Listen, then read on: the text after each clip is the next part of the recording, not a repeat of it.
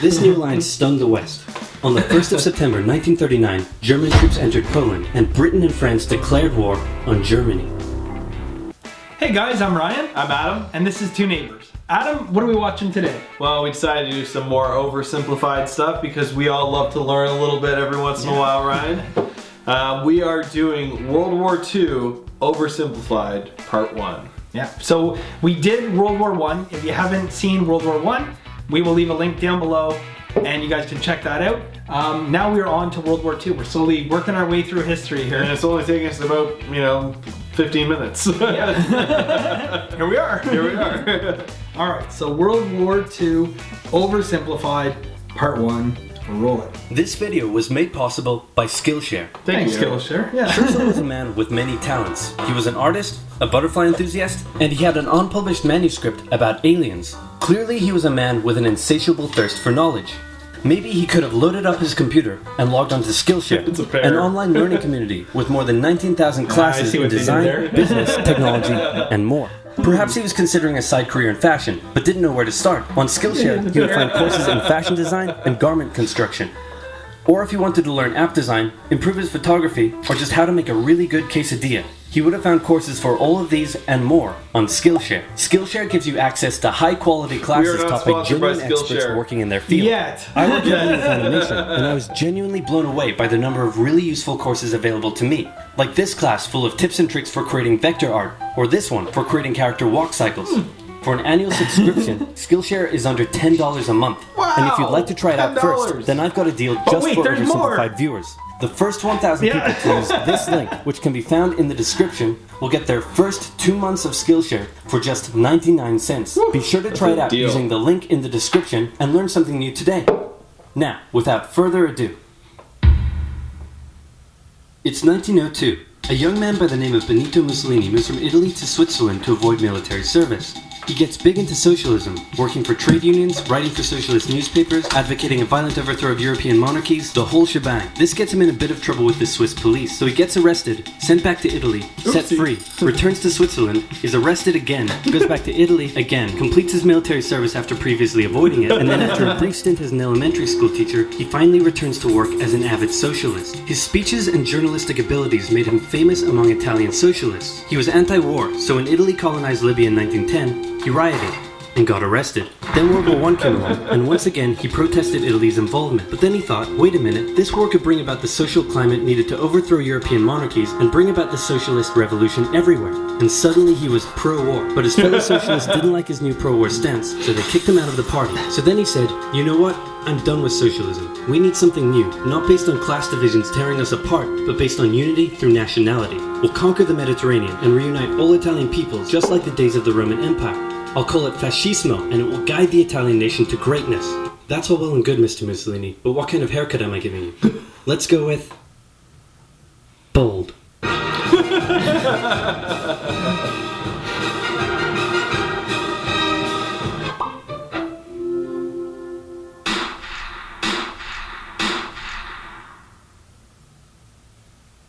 Italy had been on the winner's side in World War I, and they hoped they were going to get a lot out of it, but in the end, they only got a little, and they felt cheated. On top of that, a bad economy and weak governments meant that the Italian people were a little unhappy. So when Mussolini came along and said that he could fix everything, his fascist movement gained a lot of support. In 1922, he went to the king and said, make me prime minister or I'll make me prime minister. And the king said, you and what army?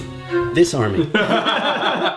Fair enough. Then he went about establishing a dictatorship with himself at its center. Europe had its first fascist dictator. Next up, Germany.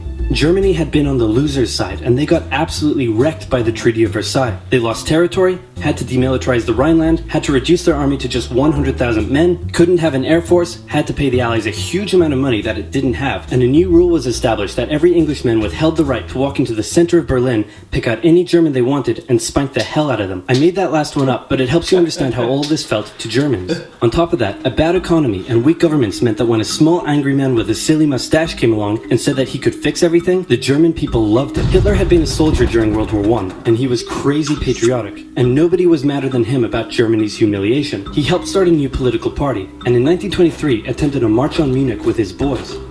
and then he got arrested. But his popularity grew, and in 1933, the president made him chancellor. He believed he was Germany's great destined savior, and he went full megalomaniac, establishing a dictatorship with himself at its center. Europe had fascist dictator number 2. Hitler and Mussolini had a lot of the same ideas, but more importantly, they had the same enemies, and they started to get along. Anyone else want to be friends? Franco? No? You good? I do. Who's that? It's Japan, and they've taken over northern China. Let's rewind a bit. Japan had isolated itself from the rest of the world for over 200 years until the Americans showed up and said, you're going to trade with us and you're going to like it. Then the Western powers imposed a bunch of unequal treaties, meaning Japan's economy was bust. They also had no natural resources, so they decided to go get some. They went to war with China to gain a sphere of influence over Korea, and they took a bunch of China's stuff. But then the West said, hey, cut that out. And since Japan couldn't take on the West, they said, okay, I guess we'll just go home. Wait a minute, what are you doing? Taking advantage of a weakened China and setting up spheres of influence. But I was the one who weakened them. We know. And you guys didn't let me have anything. We know. That seems unfair. We don't think so. Okay, see ya. So Japan thought, screw this, and went to war with Russia, and stunned everyone by actually winning. Then they fully annexed Korea, but they didn't stop there. In World War I, they took Germany's colonies and islands in Asia. And then in an incident that was maybe staged by the Japanese army, a bomb blew up a Japanese train in Manchuria, giving them an excuse to launch an invasion and take over. So here's the situation. Nazi Germany, Fascist Italy, and Japan all believe they're racially superior, all feel hostility towards the Allies, and all want to militarize and take over more stuff. And so they did. Let's start with Germany. Hitler hated the Treaty of Versailles, and now he was ready to begin undoing it. In complete violation of the treaty, the first Luftwaffe squadrons were set up, conscription was introduced, and he pimped up his army. The Allies did nothing. Then Hitler sent his army back into the demilitarized Rhineland, giving orders to immediately retreat if the Allies showed up. The Allies did nothing. With his military re-strengthened, he could now move on to step 2. He wanted to rapidly increase the Aryan population, and to do so, he needed Lebensraum. Or in other words, he would have to take over the world. But for now, a good portion of Europe would do, and he began eyeing up his neighbors. The Allies finally started to get worried, so they implemented a fairly useless diplomatic strategy called appeasement, and it went a little something like this. Hitler would say, I want that thing, and the Allies would say, you can't have that thing. Okay, you can have that thing, but no more. I want that thing. And repeat. In 1938, Hitler's army marched into Austria and just took it, with no resistance. Boom, this is Germany now. Next, he demanded to be given the Sudetenland, an area of Czechoslovakia with many ethnic Germans. The Allies held a meeting with Hitler in Munich and said, look, we're gonna give you what— Hang on, this meeting is about my territory. Shouldn't I come to the meeting too? Anyway, we're gonna give you what you want. Really? Yeah. Just like that? Yep. What's the catch? Just sign this piece of paper promising you won't invade the rest of Czechoslovakia. Okay. Then Chamberlain returned home victorious, waving his signed piece of paper in the air, declaring crisis to be averted and the continuation of world peace, and we built a statue of Chamberlain in his honor, and every day on the 30th of September we celebrate Chamberlain Day. Hitler's invading the rest of Czechoslovakia. What? He's invading the rest of Czechoslovakia. Oh. You lied to me. What do you expect? I'm Hitler. Not to be outdone, Mussolini also wanted to get in on the action. He thought to himself, isn't there a not yet colonized nation somewhere which is so underdeveloped that the people would be defending themselves against our tanks with literal bows and arrows and wooden spears? Oh, there is? Fantastic. And so he took it. Italy also wanted to control the entrance to the Adriatic Sea, so they occupied Albania. Then, in another incident which was maybe staged by the Japanese, gunfire was exchanged by Japanese and Chinese troops at the Marco Polo Bridge, and the Japanese launched yet another invasion against China. They swept through Beijing and Shanghai, and then advanced to the Yangtze Valley to China's then capital, Nanking. It was here that saw the worst of Japan's shocking atrocities committed against the Chinese people. Back in Europe, Germany and Italy made their relationship status official by signing the Pact of Steel. Then, Hitler turned his eyes towards Poland and the hated Polish corridor, splitting Germany in two. At this point, the Allies really had to put their foot down, and they warned him that an invasion of Poland would mean war. Hitler had planned to continue his advance eastward, but he didn't want to end up fighting a war on two fronts. So for now, he made an alliance with Stalin, saying, how about we both invade Poland and split it between the two of us, and I definitely won't not refrain from not betraying you sometime in the future. Sounds good. This new alliance stunned the West. On the 1st of September 1939, German troops entered Poland, and Britain and France declared war on Germany. The Poles fought hard, but they were no match for the two giants crashing down on them from either side. Then came a period known as the Phony War, where everyone just sort of sat around not doing much. The French had launched a small invasion into the Saarland, but they maintained mostly defensive positions, and after a while decided to just turn around and call it a day. Speaking of France, the French were still super proud of their victory in World War I, and they hadn't really moved on from it. They still used horses, they dispatched messages by motorbike instead of using radio. Orders from the commander-in-chief were usually pretty vague, and the troops were rarely inspected. They built a line of defenses along their German border, but didn't bother extending it all the way to the Channel, and they wouldn't launch artillery strikes against Germany out of fear of being retaliated against. In a war, they didn't want to attack the enemy. And at first the UK wasn't much better. Chamberlain still naively hoped that the war could be ended diplomatically. Instead of bombing raids, the RAF dropped propaganda leaflets over German cities, which one air marshal said likely did nothing but provide the continent with toilet paper for the duration of the war. They also only sent 200,000 men to France, while the French had mobilized millions. Both Britain and France wanted to avoid a repeat of the First World War, and so they wanted to keep the war as far from home as possible. So they turned their eyes north, towards Norway.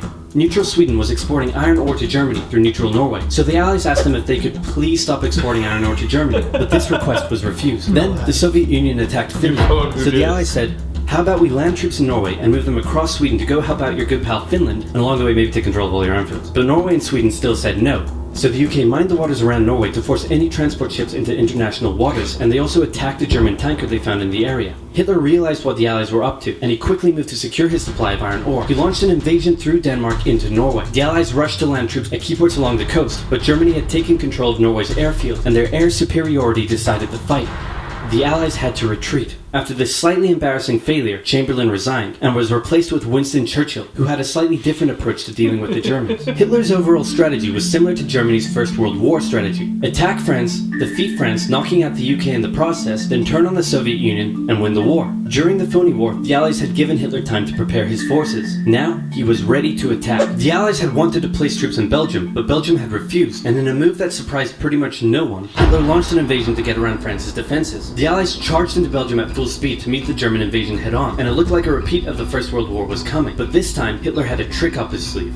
Blitzkrieg. As the Germans advanced, they sent thousands of refugees westward, slowing down the Allies. Then, to the south, the French had left the Ardennes, an area full of hills and forests, pretty underdefended, because they thought it was naturally impenetrable. Well, the Germans were about to penetrate it with everything they had. They smashed 50 Wehrmacht divisions through and encircled the Allied armies at lightning speed. The best of the Allied forces were now trapped. The Germans squeezed in from all sides, taking out France's best armies, and nearly wiping out the British too. But they managed to make a desperate last-minute escape at Dunkirk, with British civilian ships even making the perilous journey to bring their young men home. With most of the French forces depleted, the Germans breezed through, taking Paris, and France fell. What the Germans couldn't do in World War I, Hitler had done just like that.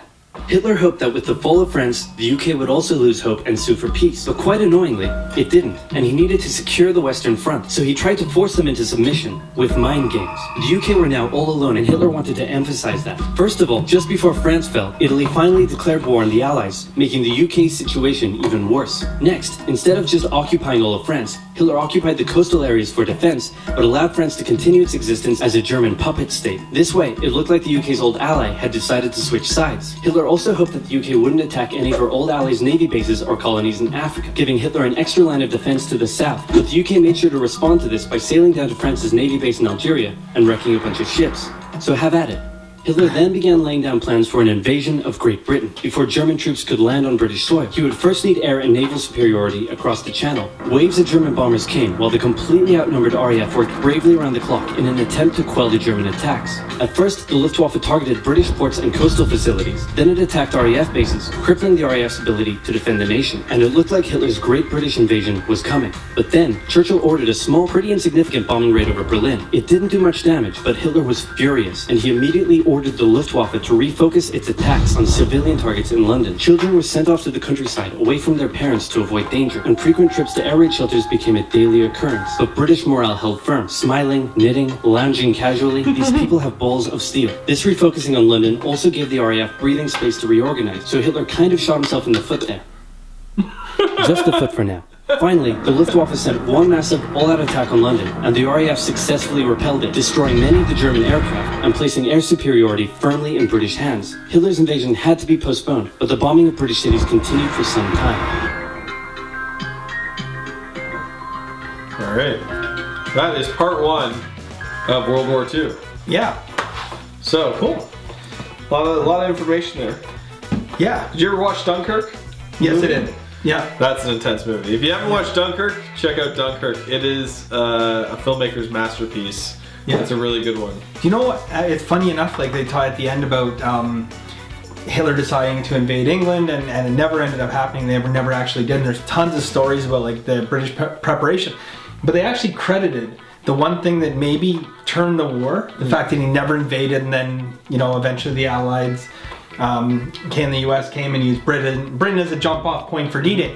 But one of the things they credit the Germans not actually attacking England was that they made like cardboard airplanes and tanks. Yeah. And every day they were like putting out these cardboard airplanes. So they'd fly over surveillance, and the Germans would report back, no, they still have. They got so many planes. They have hundreds of planes, they have tanks, that we can't invade them right now. We still have to go. So they would go and they would bomb these cardboard planes and bomb them into nothing, and then they would go back the next day and they're like, oh my god. What a waste of time that was. There's more. So they were making that, and they kept putting off the invasion, then it never happened. And I think a lot of historians would probably agree, had they invaded Great Britain, that we'd be sprechen Sie Deutsch. So, anyways, like a lot of interesting little tidbits of information. Yeah, no. Yeah. World War II, that was one hell of a war. So, I mean, we want to see some more. So there is a part 2 to this. There is a part 2. And good news, you don't have to wait too long, because we will be posting it today. It's going to be a double header. So double header, whatever day this is, double header day. But you don't have to worry, guys. We're gonna post the second one pretty soon. Yeah, and guys, if you have any suggestions for us, please put some comments down below. Hashtag my request with a URL. If you guys want us to do a video, put it down there. And Ryan, what else should they do? Like the video. Share it with your friends that need to learn more about World War II. Yeah, everyone needs a history lesson. Absolutely, yeah. Nothing else to do these days, right? You might as well learn something. And guys, if you could, please hit the subscribe button. Turn on notifications, guys. And that's it for our show today, guys. Please join us next time, and we'll see you later. Later, guys.